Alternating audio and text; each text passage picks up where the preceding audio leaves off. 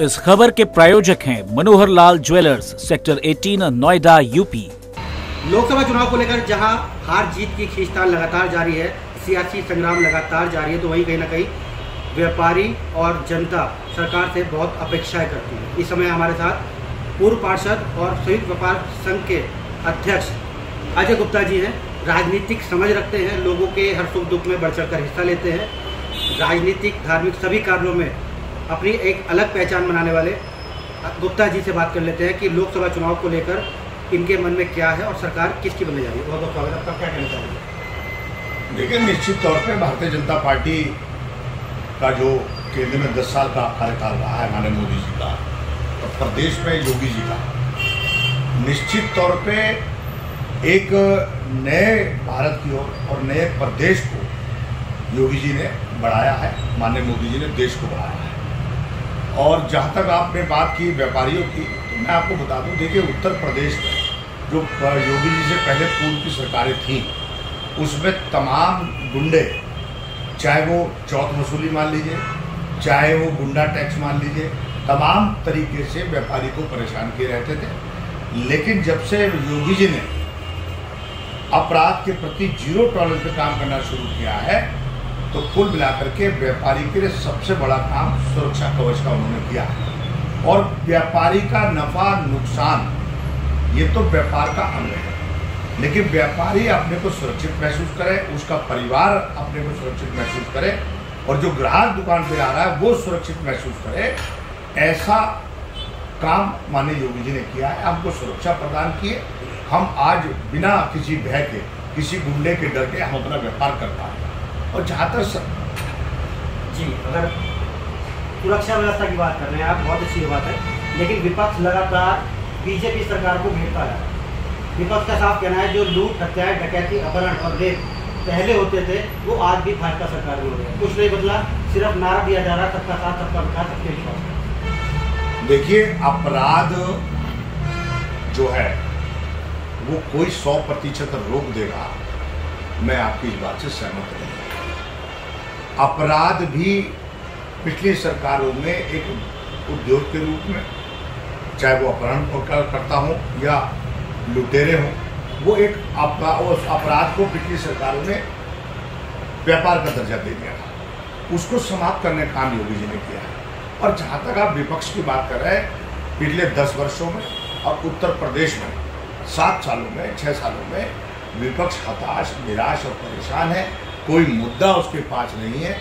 जनता निर्णय करेगी। अगर जनता ये कहे कि अपराध हो रहा है, तो मैं आपकी बात से सहमत। विपक्ष है, विपक्ष वाली बात करेगा।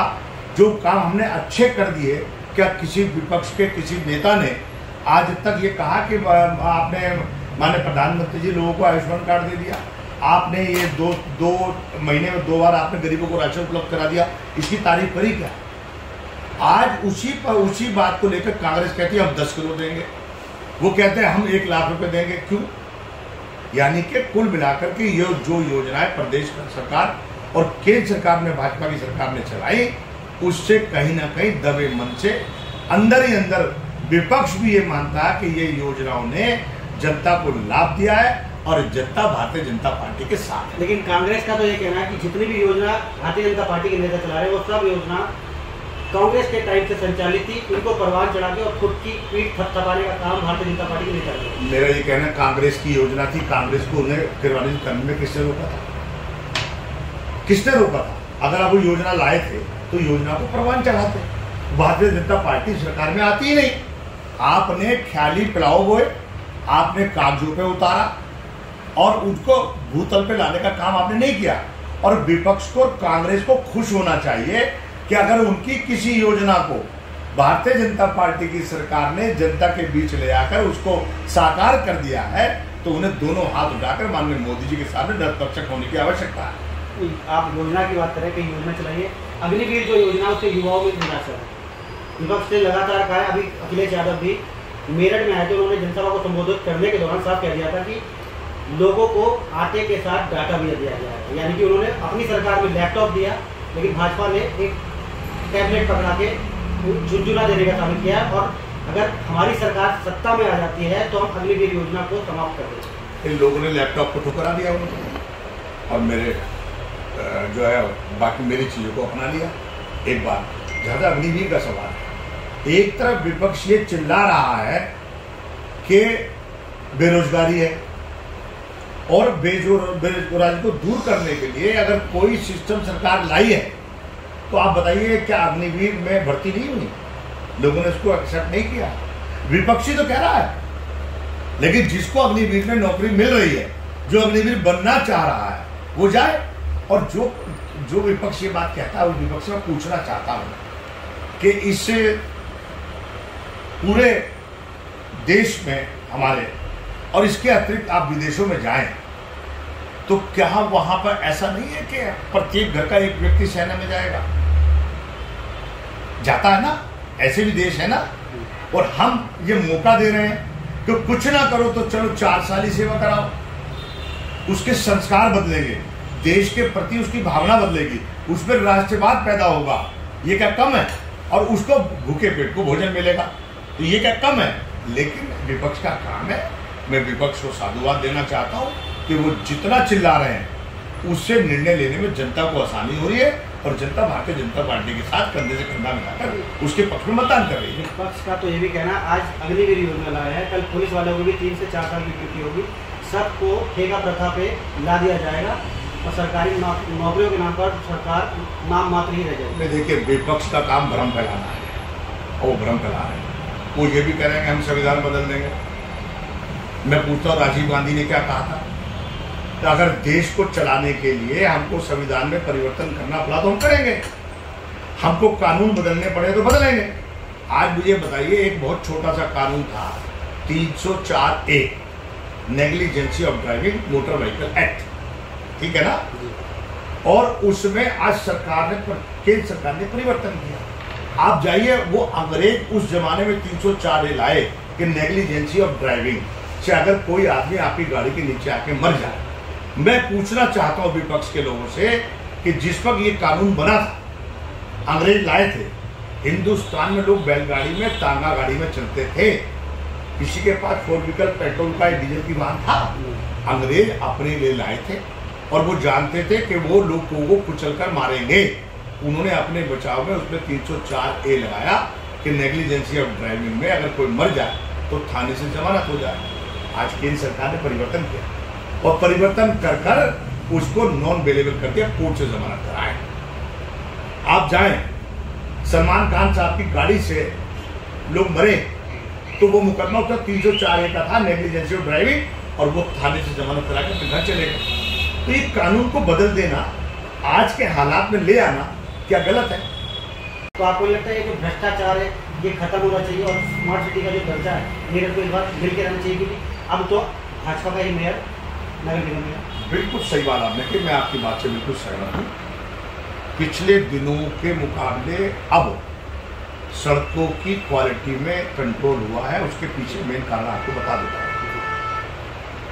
कि जब टेंडर पड़ते थे तो टेंडर पे कुल मिलाकर के ठेकेदार कितने % बिलों पे काम लेगा, इस पे कोई पाबंदी नहीं थी। यानी कि 1 रुपये का टेंडर होता था और ठेकेदार 30% बिलो यानी 70 पैसे में काम करने के लिए एग्री होता था।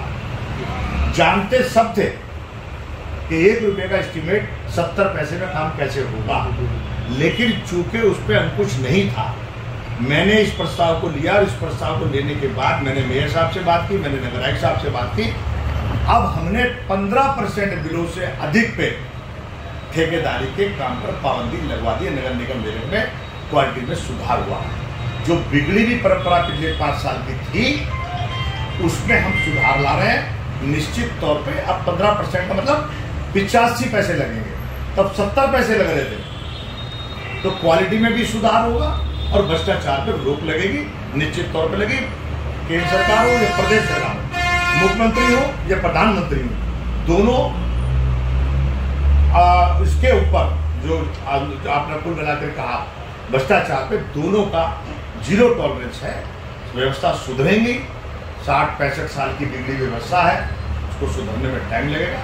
निश्चित तौर पे हम एक नया आयाम लिखते हैं। अच्छा, आगे सवाल मैं आपसे ये पूछना चाहता हूँ, बाहरी व्यक्ति को चुनाव का प्रत्याशी बनाया जबकि भाजपा में इस बात को लेकर अंतर्कलह भी दिखाई दी कि भारी व्यक्ति को क्यों लाया गया, जबकि 3 बार से हैट्रिक लगाने वाले सांसद राजेंद्र अग्रवाल भी चुनाव लड़ते तो बेहतर करते।